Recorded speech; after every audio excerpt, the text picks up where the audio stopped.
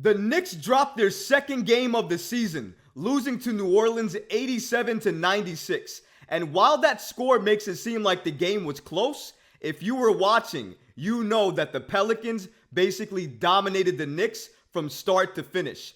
And while it's hard to find any positives in a loss, if you're taking a look at the New York Knicks roster and you want to talk about the most impactful New York Knicks player, it's hard to argue that that player has been Mitchell Robinson.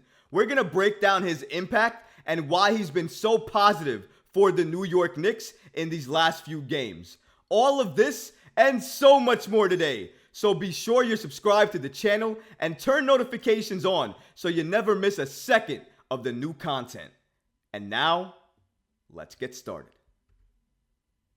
Mitchell Robinson has been showing amazing improvement for the New York Knicks. Now I know the Knicks have only won one game against the Atlanta Hawks. They've dropped 2 games against the Boston Celtics and now the New Orleans Pelicans. And if you're taking a look at the game here, obviously, like we said at the top of the show, the Knicks lost this game 87-96. There's a couple of positives you can take out of it if you're a New York Knicks fan and you're just looking at individual play and certain players on the roster like RJ Barrett, like Mitchell Robinson, who we'll get to.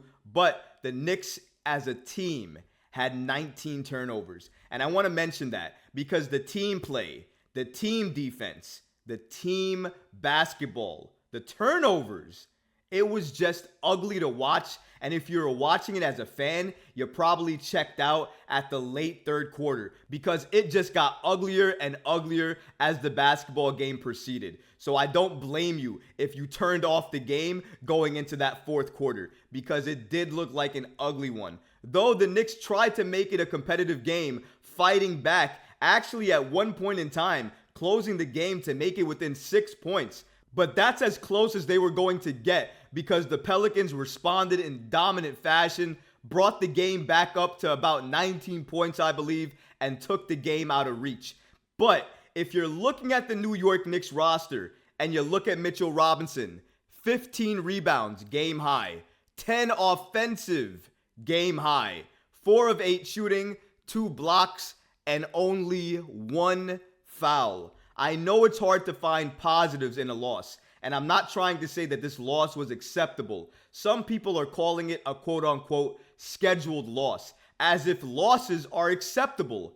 No loss is acceptable. You don't look at the calendar and say, oh yeah, this is a scheduled loss. I know that the Knicks are not favored to win every matchup, but you never want to go into it as a fan and say, yeah, I had the Knicks losing this game. This was a scheduled loss. No, you want the Knicks to go in there and win every single game. They had a shot to win this game. They couldn't close it, and they couldn't do it. On big part because Julius Randle and Jalen Brunson, again, didn't show up like you needed him to. And even though RJ Barrett did do what he needed to do in terms of offense, defensively, I thought he didn't bring it as strongly as he did in the first 2 games, and that hurt the Knicks a little bit. But Mitchell Robinson, man, has he been a force for the New York Knicks. He's been disruptive. He's disrupting everything. I don't know what stat I have to look at to show you what Mitchell Robinson does in terms of disrupting what other players and other offenses are trying to run. They're trying to do lob passes. Nope, he blocks them or he alters them. Guards go into the paint. He runs up to them. They change their shot direction, altering their shot. The intangibles that Mitchell Robinson brings to the game for the New York Knicks, it's really hard to speak about because he does so many things that do not show up on the box score. If you looked at Mitchell Robinson's box score and you looked at this, you're going to probably tell yourself, oh, this wasn't that impressive. 15 rebounds, 4 of 8 shooting, only 2 blocks. That's not great for a starting center, right? Wrong. If you take a look at what Mitchell Robinson does for this Knicks team, he blocks a lot of shots, alters a lot of shots, affects a lot of shots. Guards second guess their shots. Players second guess their shots when Mitchell Robinson is on them. And when you're a big fighting for the boards and Mitchell Robinson is down low, it affects your positioning because he's strong and he pushes you out of your spot. He makes you uncomfortable. And if you lean on him, he's strong enough to take your contact and still go up for that ball. and he's done it time and time again. And one of the main reasons for it is because he's come into camp, come into the regular season in the best shape of his entire career. He's not big and slow.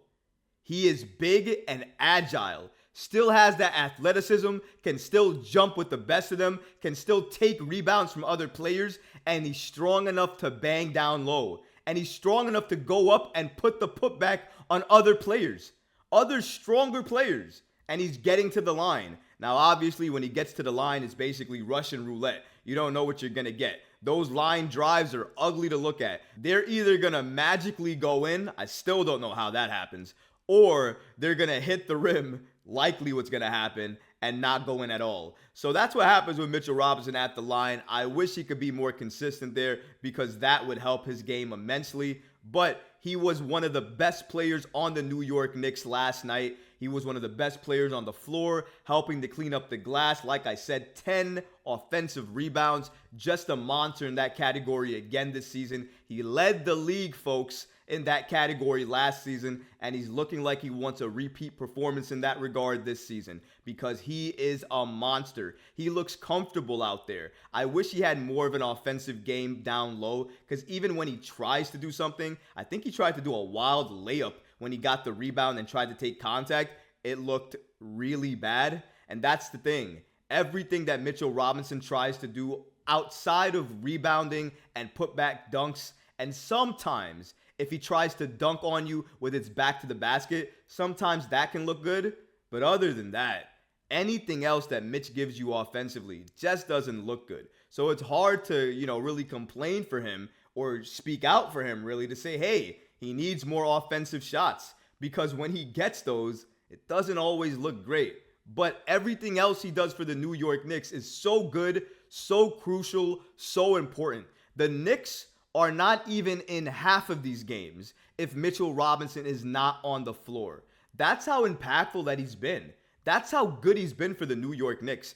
And again, I'm not saying this alone, folks. Tommy Beer from X or Twitter or whatever you want to call that app nowadays also notes this as well too. He's a statistician for the most part if you don't know him, and he does a lot of breakdowns for the New York Knicks, breakdowns their game, certain players, and he also covers the Knicks for WFAN. And this is what Tommy Bear had to say about Mitchell Robinson. Mitchell Robinson was everywhere Friday night, stuffing the stat sheet with 7 points, 13 rebounds, 1 assist, 4 steals, and 4 blocks. That's what he did against the Atlanta Hawks he's talking about. He is the only Knick this millennium to tally at least 4 swats, at least 4 swipes, and more than 10 boards in one game. AKA special. That's what he is. That's special. When you're one of very few players in the last millennia to do something like this, it's unheard of, speaks volumes, but more than that, it tells you how impactful Mitchell Robinson was for the New York Knicks, not only that night against the Hawks, but how he's been for the Knicks each and every game he's played for them. I would even include last season. He's such an impact for the New York Knicks, even more so this year because of what he's doing. Tom Thibodeau had to give him his praise as well, too. This is what Tom Thibodeau said about Mitchell Robinson and his growth. He's become an elite offensive rebounder, defensive rebounder, shot blocker, does all the intangibles to help you win. Can't say it enough. All the dirty work. I know his teammates appreciate him, coaches, entire organization. That is some of the highest praise you're going to hear from Tom Thibodeau about another player. Mitchell Robinson is getting praise from everybody lately. You remember former GM Scott Perry? He said in his entire 23-year career, him drafting, developing, and seeing Mitchell Robinson's growth is his biggest and proudest moment of his entire career. That is high praise. Now you have Tom Thibodeau saying what an elite offensive rebounder, defensive rebounder, and just defender he's become. The fact that he doesn't foul as often anymore. We all notice that. We all see that. And honestly, of course we do. We all respect that. You don't talk about the people that do the dirty work most of the time. They don't get that type of praise or acknowledgement. But you know what? I want to give Mitchell Robinson that acknowledgement because he deserves it. Even though we lost this game against the Pelicans, and you know me, folks, I don't like to lose. I love the Knicks. I want them to win each and every game. Even the games that they're projected to lose, I want them to win. But when they lose, we have to try to take something out of it, learn from it, and get better from it. And one of the things we can take away from it, at least a positive, is Mitchell Robinson. One of the most dominant players on the Knicks this season, on the floor last night. Let's give him his praise. Let's give him his kudos. And let's make sure we put some respect on who Mitchell Robinson is and what he means for this Knicks team. But what about you guys? What did you think about the Knicks versus Pelicans game? What did you think about Mitchell Robinson? Who else, in your opinion, was more impactful in that game? Let me know in the comments below because honestly, guys, I would love to hear from you.